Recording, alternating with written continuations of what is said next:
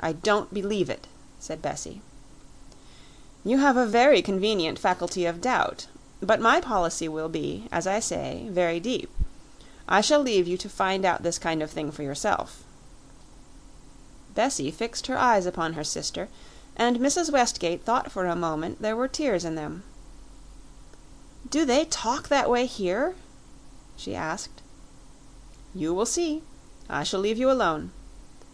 "Don't leave me alone," said Bessie Alden. "Take me away." "No; I want to see what you make of it," her sister continued. "I don't understand." "You will understand after Lord Lambeth has come," said Mrs. Westgate, with a little laugh. The two ladies had arranged that on this afternoon Willie Woodley should go with them to Hyde Park, where Bessie Alden expected to derive much entertainment from sitting on a little green chair, under the great trees, beside Rotten Row.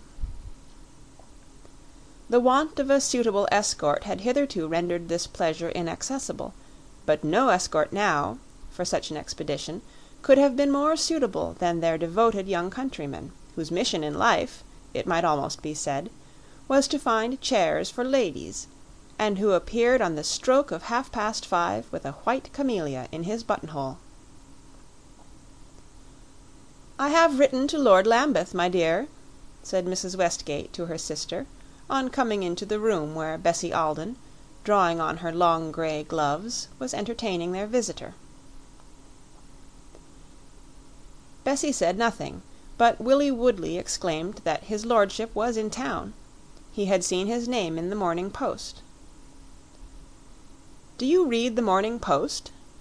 asked Mrs. Westgate. "Oh, yes, it's great fun," Willie Woodley affirmed. "I want so to see it," said Bessie. "There's so much about it in Thackeray." "I will send it to you every morning," said Willie Woodley. He found them what Bessie Alden thought excellent places, under the great trees, beside the famous avenue whose humors had been made familiar to the young girl's childhood by the pictures in Punch. The day was bright and warm, and the crowd of riders and spectators and the great procession of carriages were proportionately dense and brilliant. The scene bore the stamp of the London season at its height, and Bessie Alden found more entertainment in it than she was able to express to her companions. She sat silent, under her parasol, and her imagination, according to its wont, let itself loose into the great changing assemblage of striking and suggestive figures. They stirred up a host of old impressions and preconceptions, and she found herself fitting a history to this person and a theory to that, and making a place for them all in her little private museum of types. But if she said little, her sister on one side and Willie Woodley on the other expressed themselves in lively alternation. "Look at that green dress with blue flounces," said Mrs. Westgate. "Quelle toilette!" "That's the Marquis of Blackborough," said the young man, "the one in the white coat. I heard him speak the other night in the House of Lords. It was something about ramrods. He called them whamwads. He's an awful swell." "Did you ever see anything like the way they are pinned back?" Mrs. Westgate resumed. "They never know where to stop." "They do nothing but stop," said Willie Woodley. "It prevents them from walking. Here comes a great celebrity, Lady Beatrice Bellevue. She's awfully fast. See what little steps she takes." "Well, my dear," Mrs. Westgate pursued, "I hope you are getting some ideas for your couturière." "I am getting plenty of ideas," said Bessie, "but I don't know that my couturière would appreciate them." Willie Woodley presently perceived a friend on horseback, who drove up beside the barrier of the Row and beckoned to him. He went forward, and the crowd of pedestrians closed about him, so that for some 10 minutes he was hidden from sight. At last he reappeared, bringing a gentleman with him, a gentleman whom Bessie at first supposed to be his friend dismounted. But at a second glance she found herself looking at Lord Lambeth, who was shaking hands with her sister. "I found him over there," said Willie Woodley, "and I told him you were here." And then Lord Lambeth, touching his hat a little, shook hands with Bessie.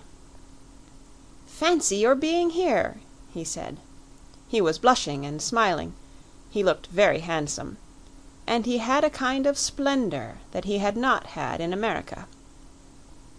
Bessie Alden's imagination, as we know, was just then in exercise, so that the tall young Englishman, as he stood there looking down at her, had the benefit of it. "He is handsomer and more splendid than anything I have ever seen," she said to herself; and then she remembered that he was a marquis, and she thought he looked like a marquis. "I say, you know," he cried, "you ought to have let a man know you were here." "I wrote to you an hour ago," said Mrs. Westgate. "Doesn't all the world know it?" asked Bessie, smiling. "I assure you I didn't know it," cried Lord Lambeth. "Upon my honor, I hadn't heard of it. Ask Woodley now. Had I, Woodley?" "Well, I think you are rather a humbug," said Willie Woodley. "You don't believe that, do you, Miss Alden?" asked his lordship. "You don't believe I'm a humbug, eh?" "No," said Bessie, "I don't." "You are too tall to stand up, Lord Lambeth," Mrs. Westgate observed. "You are only tolerable when you sit down. Be so good as to get a chair." He found a chair and placed it sidewise, close to the two ladies. "If I hadn't met Woodley, I should never have found you," he went on. "Should I, Woodley?"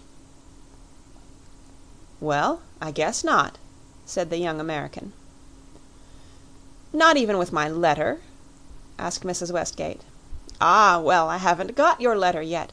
I suppose I shall get it this evening. It was awfully kind of you to write." "So I said to Bessie," observed Mrs. Westgate. "Did she say so, Miss Alden?" Lord Lambeth inquired. "I dare say you have been here a month." "We have been here 3," said Mrs. Westgate. "Have you been here 3 months?" the young man asked again of Bessie. "It seems a long time," Bessie answered. "I say, after that you had better not call me a humbug," cried Lord Lambeth. "I have only been in town 3 weeks, but you must have been hiding away. I haven't seen you anywhere." "Where should you have seen us? Where should we have gone?" asked Mrs. Westgate. "You should have gone to Hurlingham," said Willie Woodley. "No, let Lord Lambeth tell us," Mrs. Westgate insisted. "There are plenty of places to go to," said Lord Lambeth, "each one stupider than the other. I mean people's houses. They send you cards." "No one has sent us cards," said Bessie. "We are very quiet," her sister declared. "We are here as travelers." "We have been to Madame Tussaud's," Bessie pursued. "Oh, I say!" cried Lord Lambeth.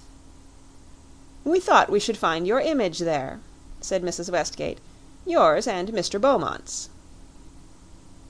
"In the Chamber of Horrors?" laughed the young man. "It did duty very well for a party," said Mrs. Westgate.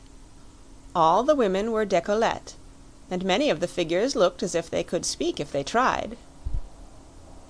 "Upon my word," Lord Lambeth rejoined, "you see people at London parties that look as if they couldn't speak if they tried." "Do you think Mr. Woodley could find us Mr. Beaumont?" asked Mrs. Westgate. Lord Lambeth stared and looked round him. "I dare say he could. Beaumont often comes here. Don't you think you could find him, Woodley? Make a dive into the crowd." "Thank you, I have had enough diving," said Willie Woodley.